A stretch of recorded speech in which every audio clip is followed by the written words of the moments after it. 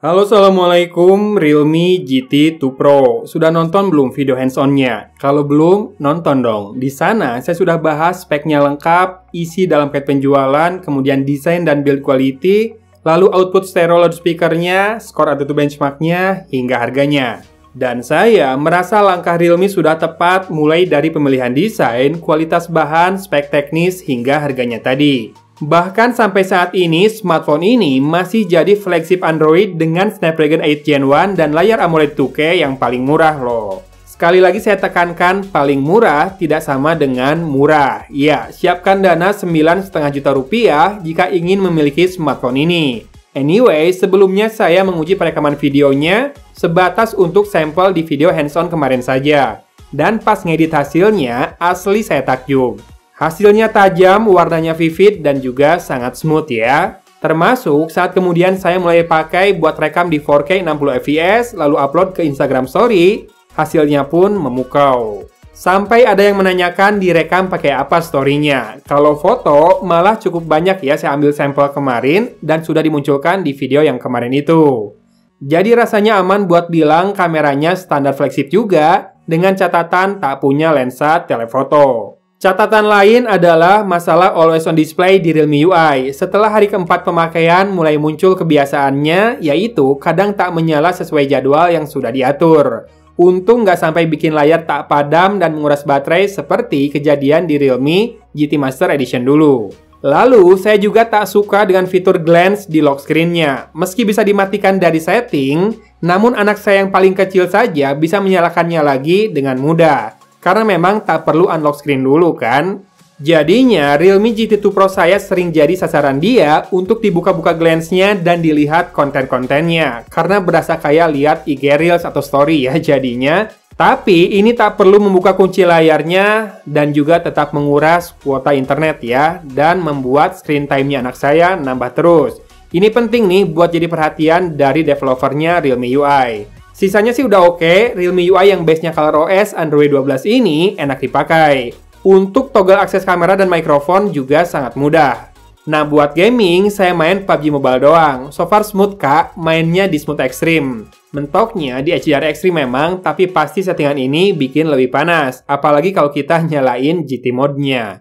Grafisnya memang bisa dimentokin ke Ultra HD, cuma sayang nggak ada frame rate 90fps di smartphone ini.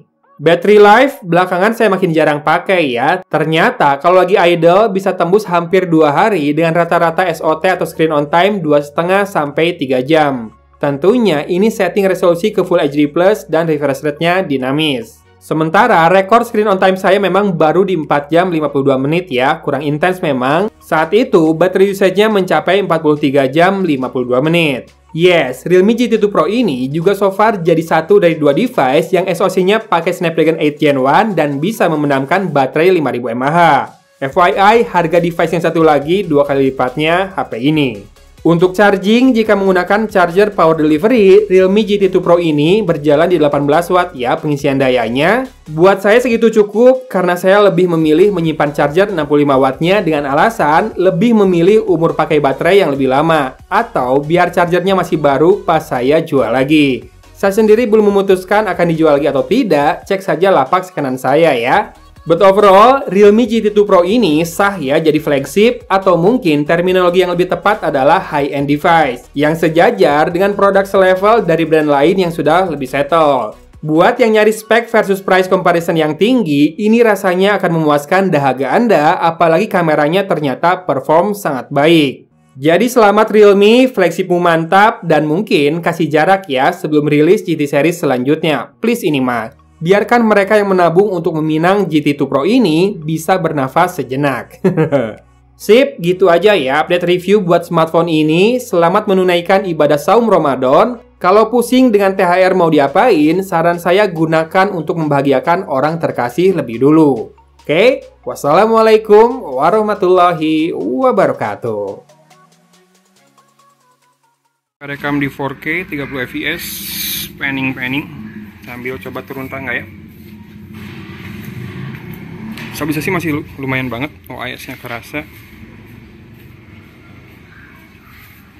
Kemarin kan udah di dalam ruangan bagus. Nah ini di luar ruangan kondisi mendung.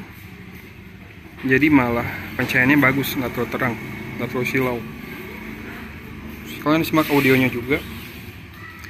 Di sini kita coba ininya, ultra steady mode-nya ya. Ternyata nggak ada mode ultra steady-nya, yang ada ini adalah ultra wide. Biasanya lebih stabil di ultra wide. Kita akan coba naik tangga. Mungkin dia nggak ngerasa perlu mode ultra steady karena saking udah stabilnya ya, OIS dan IIS-nya bekerja. Selalu stabil di kondisi apapun. Mantap sih perekaman videonya Realme GT2 Pro. Paling yang disayangkan adalah kenapa kamera depannya cuma Full HD dan 30 fps doang. Kalau bikin Instagram story yang lebih smooth, jadinya nggak bisa. Sebatas Full HD 30 fps doang. Kalau ada backlight, kontras ya, backlightnya slow banget.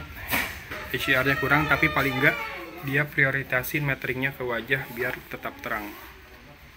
Oke, disimak audionya ya. Nah, sekarang kita ngerekam di dalam ruangan. Saya ngerasa kulitnya terlalu halus. Apa saya karena abis nyoba smartphone lain barusan yang real banget si tone kulit dan juga teksturnya ya. Nanti saya cek ini pakai beautification atau enggak. Tapi ini dalam ruangan dan di luar mendung. Cahaya ruangan ini memang sangat tergantung dari atap. Pakai fiber, jadi kalau mendung redup juga ke dalam. Dan seperti ini hasil perekaman videonya ya. Dengan Realme GT2 Pro. Audionya juga di komen, gimana, bagus enggak? Komen sekarang juga ya.